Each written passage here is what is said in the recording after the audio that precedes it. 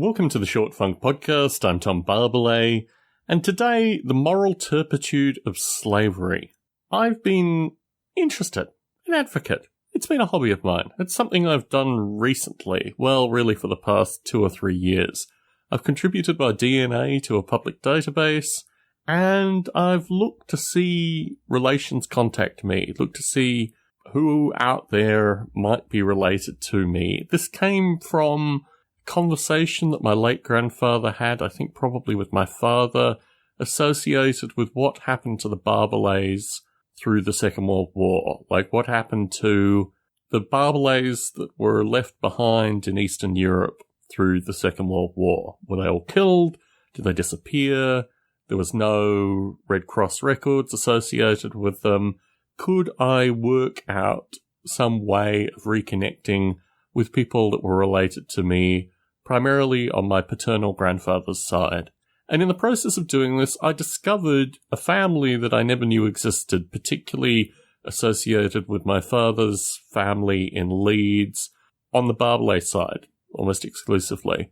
And I discovered second cousins and great uncles, and a wide variety of folk that were really very vibrant and interesting, and have added a lot to my life. I met many of them when I was in the UK earlier in the year, and it was really very fascinating to reconnect with this aspect of my family.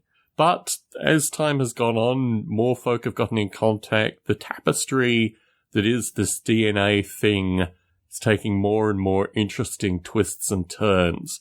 And oftentimes you can't make decisions associated with what direction this thing will take.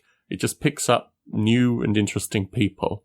I was contacted through the week by a woman who lives in the Minnesota area. In fact, she lives in St. Paul's, Minnesota, the area that we came through when we returned to the US from the UK this year. So I have a keen sense of the airport, at least. Now, what's interesting about her in particular is that she's African American. And we hold an ancestor probably about 5 generations ago. Very quickly, I was able to establish that we are related through my mother's side, but aside from that, I have very little genetic indicators that would say, through my grandfather, my grandmother, these kind of things. I'm going to have to actually create those connections in order to establish a better understanding associated with how I'm related to this woman and where in the interesting connection of written records, family, oral history, and to a very little extent genetics.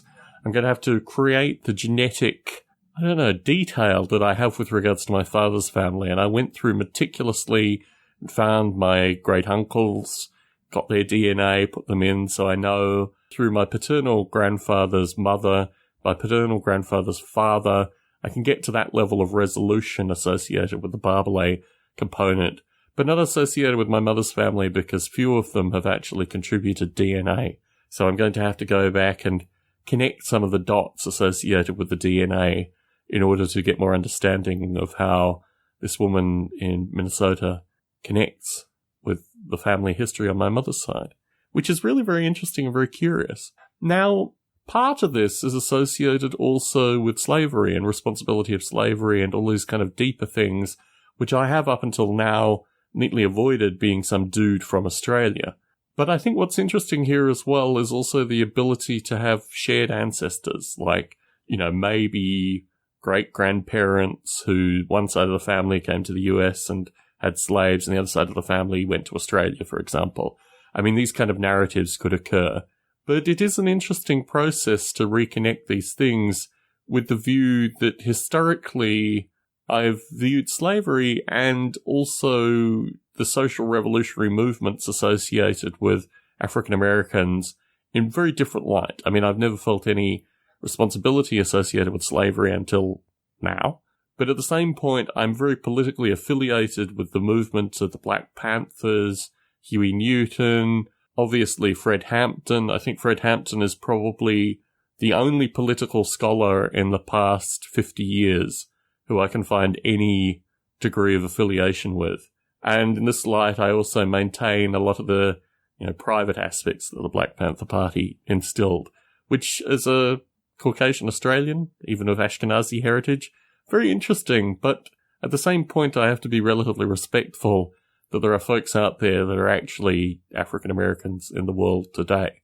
What was interesting associated with my attempt to connect through Black Lives Matter, and I'm going to talk a little bit more about the political podcast in future recordings, I don't know. It's just something which is very distant and different from my day-to-day life as a kind of workaday corporate wage slave, for want of a better term. And looking at these things, I think the only thing I can do, which is really the feedback that I provided in previous short funks, is listen in these circumstances. Because I don't think, I have very critical political views, but I don't think I can offer any day-to-day current perspective. All I can do is listen. And in this light, I'm really fascinated to see the direction that this new familial connection will take, because ultimately I have some interest. I'm fascinated actually to work out how this can be mapped genetically. I was contacted by a woman who was adopted, who appears to have come from my father's family. But at the same point, I've not been able to find any meaningful connection for her. She's an Australian. But it's interesting. This whole thing is very interesting and far deeper than one could initially have imagined when one first put one's saliva in a vial and sent it off. Tom Barbalet in San Jose, signing out.